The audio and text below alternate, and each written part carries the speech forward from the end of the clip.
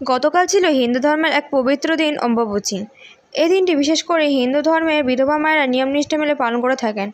এমতো অবস্থায় গৌতম সাহের উদ্যোগে বরানগরে বিধবা মায়েদের হাতে ফলমূল ও বিভিন্ন সামগ্রী তুলে দেওয়া হয়, যেখানে উপস্থিত ছিলেন বরানগরের নবনির্বাচিত বিধায়ক সায়ন্তিকা বন্দ্যোপাধ্যায় ও বরানগরের পৌরসভার সিআইসি মেম্বার রামকৃষ্ণ পাল।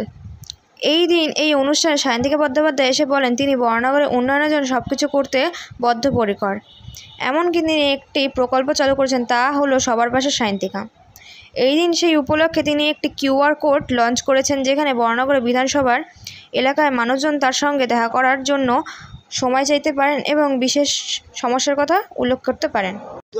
আমি প্রথমেই বক্তব্য রাখতে গিয়ে তাদের ধন্যবাদ জানালাম। এটা একটা মহতী কর্মযোগ্য অনুষ্ঠান, সচরাচর সবাই করে না এ কথা বলবো না, পশ্চিমবাংলা অনেক কোনায় কোনায় করে, যাদের শুভবুদ্ধি সম্পূর্ণ লোক, শুভবুদ্ধি সম্পূর্ণ কর্মী। আমাদের দল, আমরা তৃণমূল কংগ্রেস করি, যদিও তৃণমূলের নামে নয়, একটা প্রতীক্ষালয় সংগঠন গৌতম সাহা যে সামনে দাঁড়িয়ে আছে সংগঠনের প্রধান, তারই উদ্যোগে বিগত কয়েক বছর ধরে হচ্ছে। আমি কয়েকবার আসার সুযোগ পেয়েছি, অনেক সময় খেয়ালও থাকে না, বিভিন্ন অনুষ্ঠানে চলে যাই, যার জন্য আসতে পারিনি। এবার বললাম আসবই। বিধায়ক হয়ে এলেন, আমরা কাউন্সিলররা সবাই ছিলাম, ভাইস চেয়ারম্যান ছিলেন, আমরা পৌর পরিষদের সদস্য ছিল, এই আমার বন্ধু প্রাক্তন কাউন্সিলর দুজন আছে, সবাই আছে, আমরা এখানে দেবাশিস থেকে আরম্ভ করে সবাই আমরা আছি।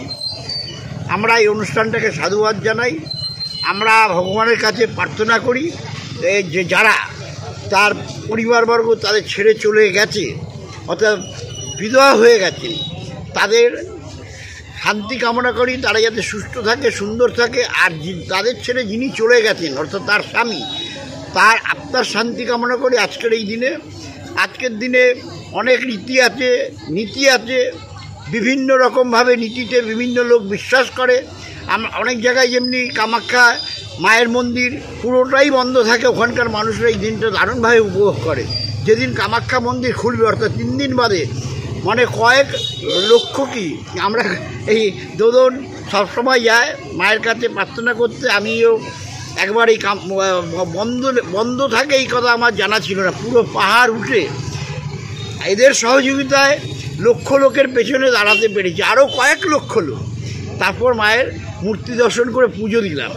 ওইখানকার আসামের লোকেরা, গুয়াহাটির লোকেরা এই দিনটা দারুণভাবে পালন করে। আর এখানকার মায়েরা, বোনেরা, আমরা সবাই দিনটাকে অত্যন্ত সুন্দরভাবে আমরা সবাই মিলে ভগবানের কাছে, মায়ের কাছে প্রার্থনা করব, যারা তার স্বামী যাকে ছেড়ে চলে গেছে, তিনি, তার পরিবার যেন সুস্থ থাকে, সুন্দর থাকে, নিরোগ থাকে, এটাই আমরা মায়ের কাছে প্রার্থনা, ভগবানের কাছে প্রার্থনা। আমরা সর্বধর্ম সমন্বয়ে, আমরা বরানগরবাসীরা সবাই একটা মিলিত পরিবারের মতো, এবং সর্বধর্ম সমন্বয়ে আমরা এখানে সকল ধর্মের অনুষ্ঠান এবং যা পুজো হোক সেটা, বা ঈদ হোক, বা খ্রিশ্চানদের আমাদের বড়দিন হোক, বা এই ধরনের মানবিক কর্মসূচি হোক, সর্বদা আমরা সকলে একত্রিতভাবে আমরা সকলে একসাথেই পালন করি। এবং খুব ভালো লাগছে পরিবারের নতুন সদস্য এবং সকলের সাথে এই ধরনের মানবিক কর্মসূচিতে আরও হোক, আমরা ওয়েলকাম জানাই। হচ্ছে সেটা অবশ্যই আমাদের চেষ্টা থাকবে যে অক্ষরে অক্ষরে যেন সেটা পালিত হয়। এবং ইতিমধ্যেই আমি একটা ক্যাম্পেইন লঞ্চ করেছি, পাশে আছে সায়ন্তিকা। সেই ক্যাম্পেইনে আমরা একটা কিউআর কোড দিয়েছি এবং বিভিন্ন জায়গাতে আমরা সেটা প্রচারও করছি, যাতে মানুষেরা তাদের সমস্যার কথা, যদি আগামীকাল সাপোজ তার আসার কথা আমার সাথে দেখা করতে, কিন্তু তাকে এখনই জানাতে হবে এমার্জেন্সি কোনো কারণে।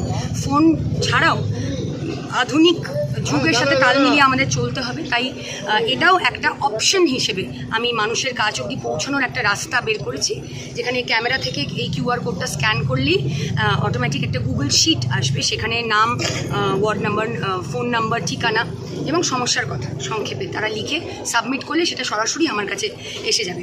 অবশ্যই পাশে থেকে সমস্যার সামনা করাটাই আমার মেন লক্ষ্য, কিন্তু যুগের সাথে তাল মিলিয়ে চলতে গেলে আমাদের অন্যান্য প্ল্যাটফর্মস, এখন এআই এর যুগ, আমাদের আস্তে আস্তে করে ছোট ছোট পা ফেলে এগোতে হবে। তো সেটারই একটা প্রয়াস, এবং আশা করি মানুষ এটা ভালো রেসপন্স আমরা পাচ্ছি, এবং কারোর কোনো সমস্যা তারা হয়তো জানাতে পারছেন না কোনো কারণে, বাড়ির সামনে হয়তো লাইট জ্বলছে না, বা বাড়ির সামনে রাস্তাটা একটু রিপেয়ার করলে ভালো হয়। এটা তো দৈনন্দিন জীবনের এটা একটা সার্কেলের মতো। তো এই ধরনের সমস্যার কথা তারা সরাসরি আমায় জানাচ্ছে, এবং আমি সেটা ফরওয়ার্ড করে দিচ্ছি আমাদের ওয়ার্ডের যারা নেতৃত্বে রয়েছেন, যারা কাউন্সিলর রয়েছেন, আমাদের পৌরসভায় যারা দায়িত্বে রয়েছেন, তাদের কাছে আমি ফরওয়ার্ড করছি, এবং তারা সেটা সমাধান করে দিচ্ছে।